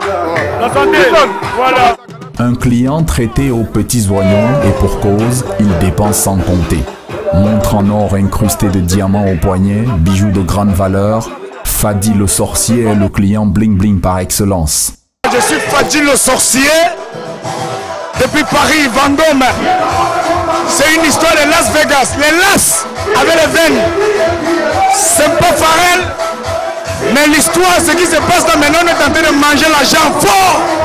Très très fort. Voilà, quand je sors, je peux dépenser au moins 1,5 million. Oui, pour m'amuser. Parce que j'aime les Dom Pérignon, les cristal. Et après, peut-être les platinium. Les 18 ans. C'est l'âge de ma grand-mère. L'histoire. Voilà. On s'amuse à Las Vegas. Ce n'est jamais pareil. La boîte nuit est comme le stade de football.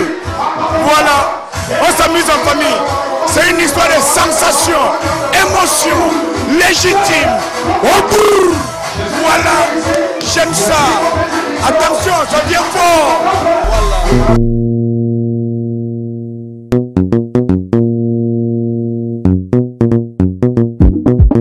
Mais toute la clientèle du Las Vegas de Douala n'est pas bling bling comme Fadi le sorcier. D'autres clients plus discrets ou juste moins fortunés trouvent également leur compte installés dans les carrés dits classiques ou même sur des tables hautes, consommant du vin ou de la bière par dizaines dans des cuvettes et sans cérémonial. Les cuvettes, ça dépend. À partir de 10, on a parfois des cuvettes de 100, des cuvettes de 20, à partir de 10 en montant. De 10 en montant. Il y a un cérémonial particulier qui accompagne, comme on l'a vu avec le champagne. Le champagne et le whisky. Non. Généralement, les gens qui consomment la bière n'aiment pas trop de cérémonie. Ils veulent tout de suite passer à l'action. Ce qui fait qu'il n'y a pas de cérémonial pour ça. Mais par contre, ceux qui prennent les champagnes et les liqueurs de grande marque veulent démontrer le pouvoir d'achat qu'ils ont avec eux. Tout est donc dans la subtilité des codes de la nuit. Et si l'important c'est de s'amuser, cela ne peut se faire que grâce à cet homme, DJ Moyo, DJ principal du Las Vegas, qui sait quelle différence il y a à mixer en nightclub et en snack bar à l'heure actuelle. Oui, il y a une très grosse différence parce que le nightclub et le snack, c'est deux mondes différents. Au snack, on retrouve des jeunes, en fait c'est mixte, des vieux, des jeunes. Et par contre, en boîte de nuit, on retrouve beaucoup plus de responsables. Effectivement, les snack bars comme le Las Vegas sont plus ouverts à tout type de clientèle. Mais celle-ci est de plus en plus exigeante, d'où par exemple le soin apporté aux toilettes par ce préposé très engagé. Le monde de la nuit crée des emplois partout. Même au niveau des douches, il y a de l'emploi. Il y a un gars qui est chargé de toujours assainir le coin, de désinfecter pour que ce soit toujours propre, pour que les clients qui rentrent au Las Vegas repartent étant satisfaits.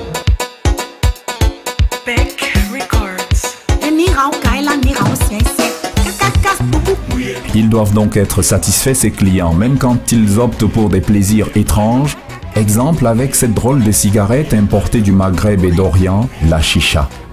Comptez 3000 francs ou 5000 francs dans les caisses du snack bar pour goûter à ce plaisir que certains qualifient de dangereux pour la santé. Mais il est déjà 3 heures du matin. L'heure du bilan a sonné pour ces clients et clientes dont certains ont laissé pas mal de billets au Las Vegas. Approximativement, je peux vous donner le prix, mais énormément quand même. C'est-à-dire? Je suis à 3 gold, 1 Chivas. Ouais, énormément cool. Des dépenses qui font le bonheur de l'établissement et de Gaël, bien évidemment. Entre ceux qui sont arrivés à 18h et qui sont repartis à 20h, d'autres qui sont arrivés à 20h, sont repartis à minuit, et ainsi de suite, ça tourne. On a pratiquement 2500 à 3000 personnes qui fréquentent ce lieu. Et le bilan, il est aussi positif en tant que... En termes de recettes? En termes de recettes, bien sûr. Les gens ne viennent pas se balader, les gens viennent pour s'amuser. Et pour s'amuser, il faut avoir les moyens. Donc, ils viennent, ils nous laissent ce qu'ils peuvent nous laisser et ils repartent contents et c'est positif. Ça donne combien dans les caisses à l'heure actuelle environ, si on peut avoir une estimation? Disons que ça donne un joli petit chiffre quand même. Une dizaine de millions? Une dizaine? Je ne vais pas rentrer dans les chiffres des dieux, mais ça donne... On n'en est pas loin. On peut dire ça.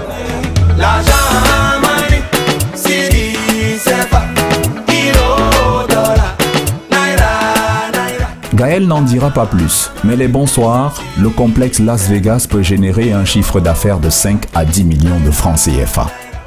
Porté à l'année, on atteindrait bien le milliard de francs générés en chiffre d'affaires, ce qui permettrait d'amortir l'investissement initial chiffré à 500 millions de francs CFA en moins d'un an. Un véritable record. Mais à la réalité, il y a un os dans ce business. Notre expert nous l'apprend, même si le secteur des snack bars semble florissant, il est fragile et cela est dû à une astuce qu'emploie la majorité des patrons de snacks pour éviter de payer certaines taxes exorbitantes. Et globalement, pour obtenir une licence, pour faire un débit de boisson, on passe par l'administration territoriale. Mais par contre, pour obtenir une autorisation pour exercer comme boîte de nuit, on passe par le ministère du Tourisme parce que là-bas, il y a beaucoup plus de normes qu'on doit respecter. Par exemple, pour avoir une boîte de nuit, on sait qu'après la boisson, c'est le divertissement qui est votre matière première. Donc, vous allez faire ce qu'on appelle l'utilisation de la musique. Et l'utilisation de la musique nécessite une insonorisation qui a des normes et des issues de secours parce que c'est déjà la consommation assise. Et vous allez au-delà des heures réglementaires. Ça veut dire qu'une boîte de nuit, l'autorisation d'une licence de boîte de nuit, ça permet de fonctionner de 7h à... de 21h à 4h du matin. C'est l'heure légale. Par contre, les débuts de boisson, c'est jusqu'à minuit. Vous voyez un peu. Les snack bars, les bars, tout ça, c'est jusqu'à minuit. Ça, c'est la réglementation.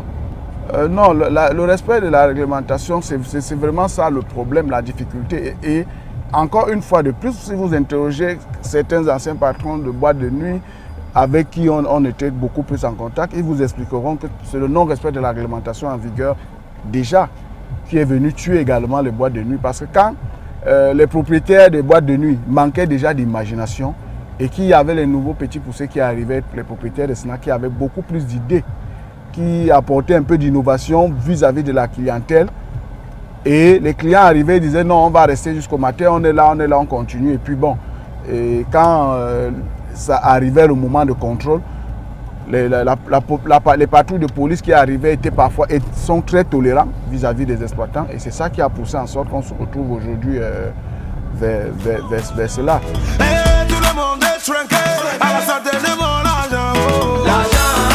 Il suffirait donc que l'administration soit moins laxiste pour que les snack bars à leur tour disparaissent. Et Hervé Nana voit leur avenir en couleur très sombre si les comportements actuels ne sont pas changés par les promoteurs. Aujourd'hui, quand les gens viennent, au lieu de recruter du personnel professionnel, on cherche la famille, on cherche le cousin. Et c'est comme ça que ces activités décèdent très rapidement. Parce qu'il faudrait que quand on fait un business comme celui-ci, qu'on projette comment il va être dans 5 ans, dans 10 ans. Depuis qu'on a fait le tour, je ne peux pas vous dire qu'il y a un établissement dans la ville de Douala qui a 10 ans d'existence. Une boîte de nuit qui a 10 ans d'expérience. C'est pareil pour les snack bars aujourd'hui qui ont peut-être le vent en poupe. Mais je vous donne rendez-vous dans 5 ans. Les snack bars mourront pour céder place aux nouveaux venus qui sont les caves à vin qui commencent à prendre de l'ampleur dans le secteur des débits de boissons. Lionel Moubi, vous êtes arrivé de Douala pour ce plateau. C'est donc une ville que vous connaissez pas seulement via les réseaux sociaux et les sites internet où vous faites votre activité, mais également dans le réel. avec les snack bars et les boîtes de nuit, est-ce que vous voyez, vous, de votre position, je pense là de client, de citoyen, que les snack bars sont eux aussi en plein essor, en concurrence donc aux boîtes de nuit? Oui, c'est clair, de là où je viens, ça pousse comme des champignons, je serais tenté de dire. Donc il y a énormément de snack bars de plus en plus et de moins en moins de boîtes de nuit. Mais pour moi, ma perspective en tant que client, ce n'est pas ça, ce n'est pas une concurrence entre snack bar et boîte de nuit. Pour moi, c'est des services différents. La boîte de nuit a sa place et le snack de nuit, le snack a sa place. Maintenant, c'est peut-être ce qu'on a vu dans le reportage. Il y a ce qu'on appelle des snacks un peu hybrides qui font à la fois boîte de nuit et snack. C'est là où on commence à frôler la limite, mais pour moi aujourd'hui, si on reste dans la définition basique de snack bar, ça a sa place. C'est là où on peut aller prendre une bière, en after work, c'est toujours intéressant. Par contre, en boîte de nuit, c'est là où on veut vraiment s'éclater, quoi. Donc pour moi, il n'y a pas trop de concurrence si chacun garde mais sa frontière. Il y a bien un qui fait un peu entorse à l'activité de l'autre, parce que quand vous êtes hybride, c'est que vous empruntez à quelqu'un d'autre. Est-ce que cette démarche des snack bars, qui justement ouvrent tôt, prolongent leur activité jusqu'à très tard, mettent donc plus de lumière, des espaces de danse, on dirait dans dancing floor, pour emprunter à l'expression bien consacrée du monde du divertissement, est-ce que cela n'est pas illégal? Est-ce qu'on n'est pas à la frontière quand même, en rapport avec ce qu'on disait également en matière de e-commerce, entre les réseaux sociaux, pages personnelles et les sites internet? Est-ce que là aussi, on ne franchit pas une... Je ne connais pas bien la législation, la manière dont je ne saurais dire si c'est illégal ou pas, mais ce que moi je note de ma position de client, c'est que oui, effectivement, à Douala par exemple, que je connais très bien, il y a des snacks qui font quasi boîte, mais pour moi aujourd'hui, ça n'empêche pas d'aller en boîte. Je pense qu'aujourd'hui, les boîtes doivent apprendre à se réinventer et c'est là où ils coincent un peu. Pourquoi? Parce qu'avant, il y a 10 ans, il n'y avait que des boîtes, tout le monde était obligé d'y aller. Donc aujourd'hui, il y a un nouveau type de commerce qui arrive, il y a un nouveau type de divertissement qui pour moi n'est pas le même service, je le précise encore plus. Donc pour moi, si les boîtes de nuit arrivent à se réinventer, arrivent à trouver des animations au quotidien qui vont développer surtout une proximité. Exactement. Et des coûts plus accessibles pour la clientèle. clientèle. Parce que c'est aussi ça, c'est aussi le coût. Si on ne va pas en boîte de nuit chaque jour, c'est parce que ça coûte quand même cher. C'est bien, on sait que c'est un service différent, là-bas on est un peu plus chouchouté, mais il faudrait que ça soit un peu plus abordable, sinon de prime abord, la conjoncture ne permet pas toujours qu'on aille dans une boîte de nuit. Donc pour moi, c'est vraiment deux trucs différents. Après, que ce soit légal ou pas, je suis très mal placé pour juger. Alors, que ce soit dans le domaine du commerce électronique ou celui du divertissement nocturne, l'on va se rendre compte qu'il y a des entreprises qui disparaissent face à ces autres qui sont des startups, des entreprises un peu plus hybrides, comme vous les qualifiez pour ce qui est du divertissement nocturne. Comment se réinventer justement pour ce qui est du commerce électronique précisément? Quelles sont les approches que vous développez, que vous préconisez à ceux qui rentrent dans ce segment d'activité pour qu'elles existent, pour qu'elles pérennisent leur activité?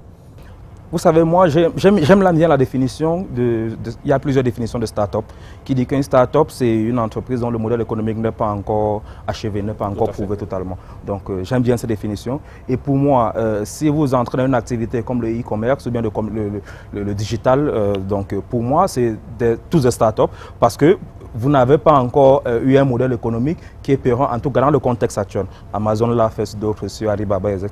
Mais en Afrique, personne ne l'a encore fait. Donc pour moi, l'ingrédient majeur, si vous voulez réussir, c'est de vraiment voir à court ou bien à long terme. Si vous venez vous faire de l'argent tout de suite, si vous n'êtes pas prêt à investir et à attendre le retour sur investissement, vous allez vous casser la gueule et vous allez fermer le lendemain. On en a plusieurs comme ça qui viennent, qui croient que ok, c'est parce qu'on dit économie numérique à la télé, c'est parce qu'on dit digital à la télé qu'il faut aussi s'investir dedans. Non, c'est un travail de longue haleine, c'est un travail de fond et il faut vraiment, c'est un travail moderne, il faut sortir de ce spectre qu'on a souvent dans les entreprises un peu plus traditionnelles où on emploie un peu celui qu'on veut. C'est vraiment l'homme qui est au centre du développement d'une entreprise de e-commerce. Si vous ne développez pas les compétences de l'homme, si vous ne poussez pas au maximum, vous n'arrivez pas. Donc pour moi, c'est les deux ingrédients, avoir une vision sur le long terme et vraiment viser sur les bonnes personnes à la bonne place. Alors, quelles exigences opérationnelles pour ceux qui veulent se lancer dans cette activité ou ceux qui y exercent? Vous leur direz qu'il faut avoir quelles valeurs, quels principes, quelles exigences? Je leur dirais, s'ils ne veulent pas se compliquer la vie, qu'ils viennent vendre sur Jumia, c'est assez simple. À 72 heures, vous êtes vendeur. Ça, c'est mon commercial que je joue. Mais de manière... J'ai écouté comme si j'avais pas... On va envoyer la page réclame à Jumia la facture après. Allez-y. Mais de manière générale, pour se lancer dans ce secteur-là, il faut avoir le produit. Le produit, je parle de la largesse de l'assortiment qu'on a, ou bien du prix et de la qualité du produit. C'est très important. Amazon aujourd'hui, qui est le leader mondial de e-commerce, a commencé avec une catégorie de produits qui est absolument... Beaucoup de gens n'oseront même pas deviner, c'était les livres. Pourquoi? Parce qu'ils savaient qu'avec les livres, ils pouvaient très facilement offrir la plus large gamme de produits possible à ses consommateurs. Donc, ça, c'est vraiment important. Si quelqu'un doit aller sur le site de Bertrand, après venir sur le site de Lionel pour faire ses courses de fin du mois, ça ne marche pas. Idéalement, le e-commerce, c'est un endroit où on va et on trouve tout ce qu'on a besoin, on achète au meilleur prix et on sort. Ça, c'est le premier truc. Le deuxième truc, c'est qu'il faut mettre l'expérience client au cœur de son business. Si on ne met pas l'expérience client au cœur de son business, ça ne marche pas. Parce que le client sur Internet est encore plus exigeant que dans la réalité.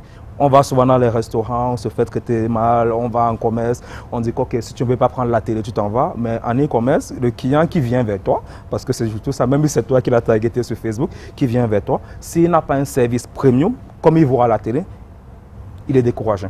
Donc ça, c'est vraiment le deuxième truc. Et pour avoir cette expérience client distinctive, il faut vraiment mettre en place l'opérationnel. L'opérationnel, c'est ce qui distingue vraiment un bon site de e-commerce à un autre. Si vous n'avez pas un bon réseau dans le Cameroun, je ne vais pas faire la publicité de Jumia, mais on est assez reparti. Si vous n'avez pas des délais de livraison qui tiennent la route, si vous n'avez pas une politique de logistique inverse, comme on dit, pour les retours qui tiennent la route, les clients viendront, mais ils seront dessus et ne reviendront pas. Donc je pense pour moi, les trois ingrédients-là, si vous y mettez, assurément, vous y arriverez.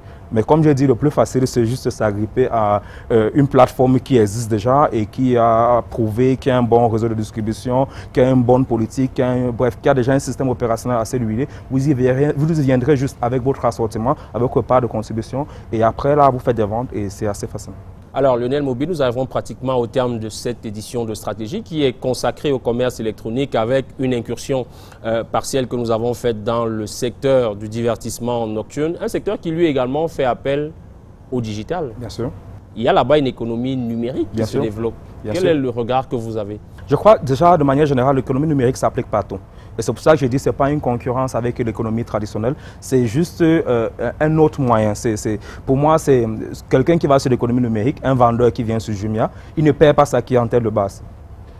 Au contraire, il gagne plus de clients à travers l'économie numérique. Donc, c'est valable aussi pour le secteur de divertissement nocturne, pour la boîte de nuit. Aujourd'hui, quand on va, je sais pas, quand moi je vais dans un pays, par exemple, la première chose, si je veux sortir le soir et j'ai trop travaillé, la première chose, je vais sur Google Maps, je regarde quel est l'établissement qui offre le meilleur restaurant, qui offre le meilleur snack. Malheureusement, au Cameroun, vous avez beaucoup d'établissements nocturnes de renom qui ne sont même pas référencés. Donc, c'est un problème. C'est un exemple banal que j'ai pris. Et parce que je voulais justement vous poser la question de savoir comment vous appréciez de façon plus large l'économie numérique au Cameroun, à travers ces secteurs que nous évoquons, mais également dans d'autres segments d'activité. Je pense qu'il y a énormément de bonnes initiatives. Beaucoup, je pense, dans tous les secteurs, que ce soit dans les services, que ce soit dans le e-commerce, que ce soit dans... Bref, il y a énormément d'initiatives qui sont faites dans ce domaine-là. Mais je dirais qu'il y a beaucoup qui viennent juste parce que c'est un peu un effet de mode. Il y en a certains qui viennent parce que c'est un effet de mode. Et je pense qu'on gagnerait à avoir plus de personnes qui viennent, qui sont vraiment fait le travail de fond et qui ont vraiment une vision panoramique du monde digital, qui veulent vraiment, qui croient au fait que Internet peut changer la vie du Camerounais. Si on n'a pas ces croyances-là, si on vient juste pour se faire un peu d'argent rapidement et partir, honnêtement, ça ne marchera pas. Internet peut changer la vie du Camerounais. Moi, j'ai ces convictions-là. Je pense que tous ceux qui sont dans ce secteur devraient avoir ces convictions et on y arrivera. Lionel Mobile, vous êtes directeur des opérations chez Jumia Cameroun. Vous n'êtes peut-être pas la personne qui a la meilleure information. Je ne vous pose pas une colle, mais vous êtes du secteur. Est-ce que vous connaissez la contribution du e-commerce aujourd'hui à notre produit intérieur brut? Vous avez une estimation ou alors une perspective de ce que nous pourrions avoir si toutes les conditions étaient réunies?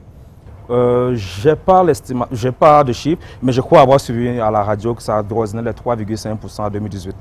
Donc, après... La perspective, c'est qu'aujourd'hui, quand vous regardez d'autres marchés, en Afrique, il y a la capacité pour que ça développe plus vite. Pourquoi? Parce qu'on a moins de centres de distribution. Regardez le nombre de supermarchés qu'on a, regardez le nombre de malls qu'on a, il n'y en a quasiment pas.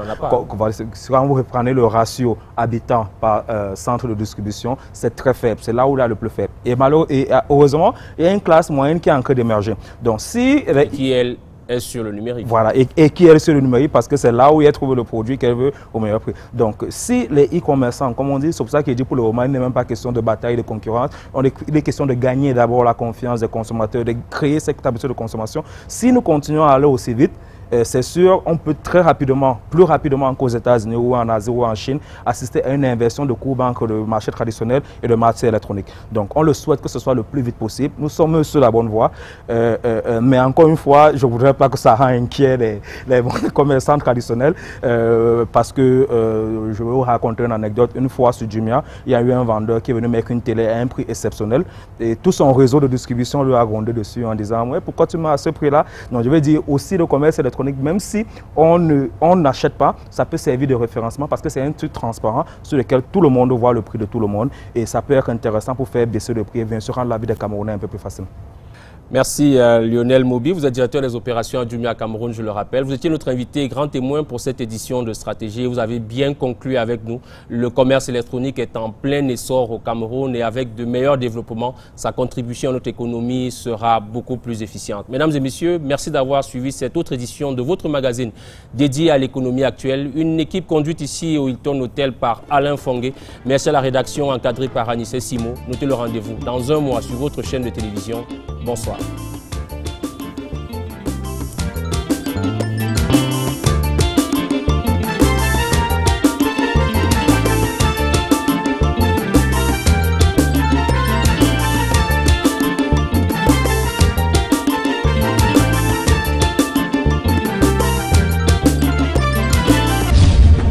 Vous avez regardé Stratégie avec CAC International. CAC International, nous construisons l'Afrique de demain.